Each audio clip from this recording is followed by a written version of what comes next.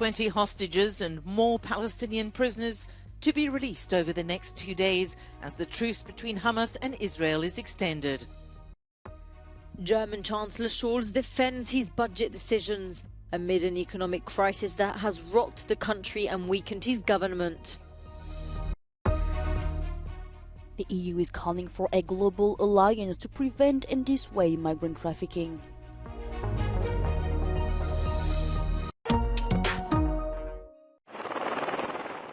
Israeli hostages released during a fourth night of a temporary truce.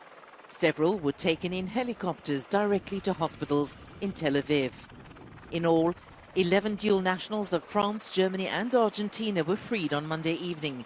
They included 3-year-old twins. Hamas has committed to releasing another 20 women and children as the 4-day ceasefire is extended for another 2 days. Hopes that the truce might turn into something more permanent seem unrealistic, with Israeli Prime Minister Benjamin Netanyahu insisting the war is not over. In exchange for the Israeli hostages, 33 Palestinians were freed from Israeli jails after midnight local time. Most of them were women and children. The Hamas-affiliated Quds News network posted footage showing Palestinians in the West Bank cheering and clapping as a bus carrying freed prisoners drove through a street. Further lorry loads of humanitarian supplies entered the Gaza Strip on Monday, with food, fuel and medicines being distributed by aid organizations. But aid workers say it's a drop in the ocean and hundreds more loaded trucks are needed. And the destruction of water wells is causing a major crisis in the Gaza Strip. 50% of them are unusable and nowhere near enough water is being brought into the area. 1,200 people in Israel died in Hamas's attack on the 7th of October, and about 240 others were taken hostage. Gaza's Hamas-run health ministry says that since then, more than 14,500 Palestinians have been killed in Israel's retaliatory campaign. Military and financial support for Ukraine is a key part of Germany's record spending. But Chancellor Olaf Scholz says there's no alternative to these commitments. Scholz defended his budget decision in the Bundestag on Tuesday amid an economic crisis that has rocked the country and weakened his government. Wir setzen diese Unterstützung fort, so lange wie nötig. Unsere zivile Unterstützung kommt noch hinzu, über den Bundeshaushalt und auch über die Europäische Union. Geld, das wir natürlich bei Regierungsantritt und vor Kriegsbeginn nicht eingeplant hatten. Und doch ist diese Unterstützung von existenzieller Bedeutung. The NATO Secretary General seemed to agree with Scholz. I'm confident that the United States will continue to provide support because it is in the security interest of the United States to do so. And it's also in line with what we have agreed. Good morning. Good morning. Hello, hello. A Ukrainian official is in Brussels to sign a renewed memorandum of understanding on support for democracy with the European Parliament. Ukraine will become a member of NATO, subject to reforms after its war with Russia. That was the promise made by the military alliance's Secretary-General Jens Stoltenberg, who went on to give an update on Ukraine's counteroffensive. Yes, the front line has not moved so much, and of course we would like them to liberate as much territory as possible, as quickly as possible. But even though the front line has not moved, the Ukrainians have been able to inflict heavy losses on the Russian invaders. The city of Avdiivka in the eastern Donetsk region has become a symbol of the grinding war in which neither Ukraine nor Russia has made a decisive breakthrough in more than a year. Only around 1,300 people still live in the former coal hub, compared to 30,000 before the war. Meanwhile, in Kyiv, President Volodymyr Zelensky slammed Russia for causing massive navigational problems by blocking Ukrainian ports used to export grain. He was speaking at a meeting of the International Maritime Organization. The food export from Ukraine affects the lives of about 400 million people in different parts of the world, in Africa and Asia, the poorest nations, and those whose social life is stable but unfortunately, at any moment can be hit by chaos due to the food shortage on people's tables. Meanwhile, extreme weather is hampering food transportation in the region. It's already caused the deaths of 8 people in Russian-annexed Crimea and other parts of Ukraine and Moldavia. Rescue workers assisting a driver stuck in deep snow in Ukraine. Extreme weather has created treacherous conditions on roads across the country after a weekend storm that pounded the Black Sea region. Officials say some 10 people have died and at least 23 others have been injured, with more bad weather on its way. В кожній громаді зараз важливо зробити максимум, аби ми не втрачали життя через негоду. На жаль, станом на зараз є загиблі, найбільше в Одеській області 5 людей. Мої співчуття рідним та близьким. Щонайменше 19 людей постраждали. And in annexed Crimea, the Russian-installed authorities have declared a state of emergency in 10 municipalities following damage caused by the powerful storm. They say more than 100,000 people were without electricity on Tuesday morning.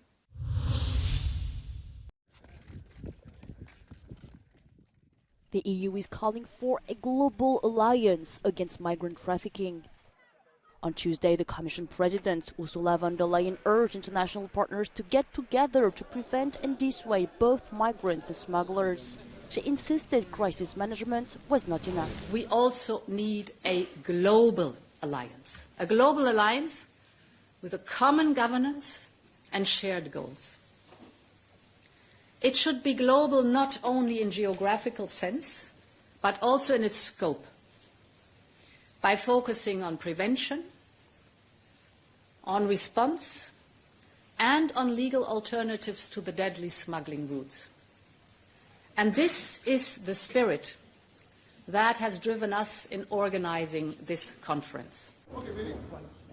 Her comments come days after the military junta now in power in Niger reversed a 2015 EU-backed law that criminalized migrant trafficking in the country.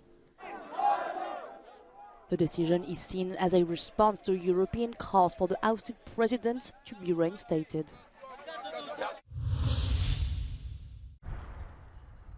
Any public office across the European Union now has permission to ban employees from wearing religious garments or symbols in the workspace. That's according to the EU's Court of Justice. The announcement came after a labour court in Belgium banned a woman from wearing an Islamic headscarf in the office.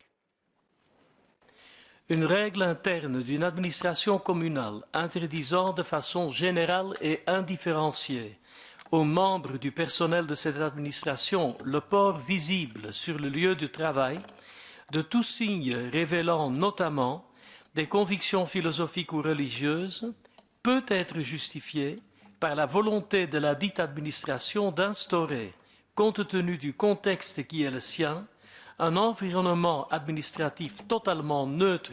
Léonard stressed that each member state has a right to determine what a neutral environment looks like. While previous rulings by the top court determined that such bans infringed on religious freedoms, this time it stressed the need for, quote, equal treatment for all in employment and occupation. Władysław Grochowski and his wife Lena have been recognized by the UN for their work in providing safe accommodation for refugees. Their hotel network provides 500,000 free lodging places. I już od razu 24 lutego przyjęliśmy pierwszych uchodźców w hotelu w Lublinie. Następnego dnia powstało 16 sztabów kryzysowych we wszystkich 16 hotelach. Przyjmowaliśmy wszystkich, którzy się zgłaszali. Jestem dumny, że poradziliśmy sobie, że w takich trudnych sytuacjach potrafimy się zachować. To było 2 kwietnia, przekroczyliśmy granicę, tak? Przyjechaliśmy do Janowa, do hotelu. To była noc, 2 w nocy. Jak jedziesz całą rodziną z jedną walizką i nie wiesz, gdzie jedziesz, właśnie nie wiedzieliśmy, po prostu to był taki wyjazd i nie wiesz, gdzie w ogóle się będziesz nocować, tak? I tak przyjechaliśmy i stajali tam kucharzy, tak sporo pracowników i dostaliśmy takie ciepłe jedzenie.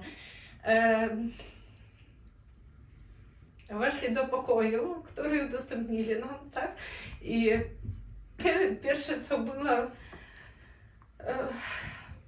sieli sobie tak na łóżko i nie wiedzieli, co w ogóle robić dalej. Nie wiedzieli, kompletnie nie wiedzieli, ale to jak ciepło, ile było tego wsparcia takiego dla obcych ludzi, bo to był w ogóle cały autobus przesiedleńców z różnych miast z Ukrainy. Nas nakarmili, dali pościel, wszystko dali, to było na tyle dla nas ważne. Czuję się odpowiedzialny za tych ludzi, bo jeżeli ja mam więcej, to może na więcej mnie stać też. To wstyd by był, jeżeli bym się nie utożsamiał z potrzebami ludzi, którzy mają mniej. The Grovi family has been constantly supporting refugees for 2 years now. This is one reason the UNHCR has awarded them the Nansen Prize. They have given not more than aid to refugees, they have empowered refugees by helping them to find jobs, to get trainings, to get socially included, alongside also other people in need. They also help Polish people in need. And secondly, they have mobilized the business community, they have worked with cities, they have worked with humanitarian organizations, so it's a whole of society approach which we see here and which benefits refugees. The Grovi family has been vocal about the situation of migrants on the Polish-Belarusian border and responded to it by, for example, offering accommodation to those people on the move as well. Magdalena Hodownik for Euronews from Warsaw.